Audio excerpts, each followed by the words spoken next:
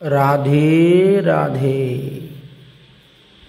সমস্ত ভক্তদের অবগতির জন্য জানানো হচ্ছে যে আগামী 25শে আষাঢ় 1432 বঙ্গাব্দ 10ই জুলাই 2025 খ্রিস্টাব্দ বৃহস্পতিবারে শ্রী শ্রী গুরু পূর্ণিমা তিথি পড়িয়াছে।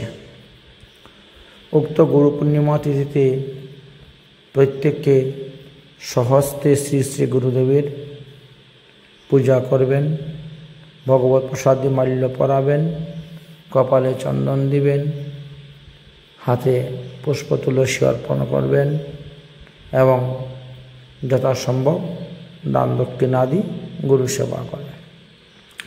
তো এই বৎসরে আমরা গুরু পূর্ণিমা করার জন্য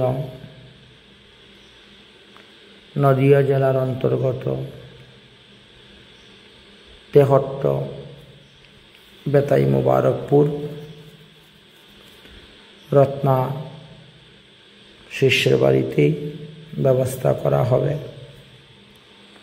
এই গুরু পূর্ণিমা উৎসব। তো আপনাদের সকলকেই শ্রী শ্রী গুরু পূর্ণিমার পাবন দিনে সদর আমন্ত্রণ।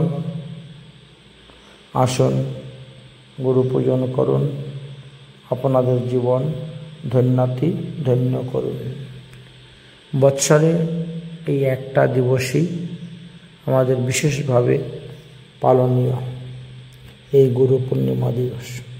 সেদিনকে মুরিয়া পূর্ণিমা বলা হয়, কারণ যিনি সনাতন গোস্বামী পাদ ওই দিবসে নিত্যলীলায় প্রবিষ্ট হয়েছিলেন।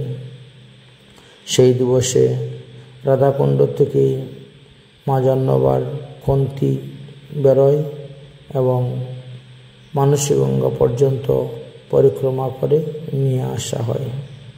অতি উত্তম দিন, মাহাত্ম্যপূর্ণ দিন এই গুরু পূর্ণিমা। তাই আষাঢ় মাসের পূর্ণিমাকে গুরু পূর্ণিমা তিথি বলা হয়। সেই দিবসেই সকলেই গুরু পূজা করবেন। আমরা এবার গুরু পূর্ণিমা উৎসব মোবারকপুরে অনুষ্ঠিত করব, অর্থাৎ নদিয়া জেলা তেহট্ট থানার অন্তর্গত এই মোবারকপুর, সেখানেই ব্যবস্থা করা হবে। তাই অত্র এলাকায় যারা আছেন শিষ্য প্রশিষ্য গুরু ভাই গুরু বোন সবাইকেই সাদর আমন্ত্রণ জানাচ্ছি এই গুরু পূজা উপলক্ষে। রাধে রাধে, নিতাই গৌর হরি বল। কৃষ্ণনগর হইতে বাসে করিমপুর যাওয়ার রাস্তায় এই হরিপুর নামে একটি স্থান আছে। হরিপুরে নেমে সেখান থেকেই যেতে হয় মোবারকপুর রত্না ঢালির বাড়িতে। আমরা এবার গুরু পূর্ণিমা উৎসব অনুষ্ঠিত করব। এই মহোৎসবটা আমরা পালন করব। গুরু পূর্ণিমা তিথি, গুরু পূজা, ব্যাস পূজা ইত্যাদি আস্বাদন করা হবে।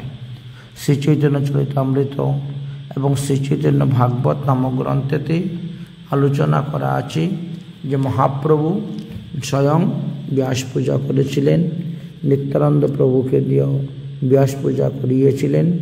মহাপ্রভুর সমস্ত ভক্তগণ পরীক্ষকগণ সবাই ব্যাস পূজা করেছিলেন, আমরাও তাই করব।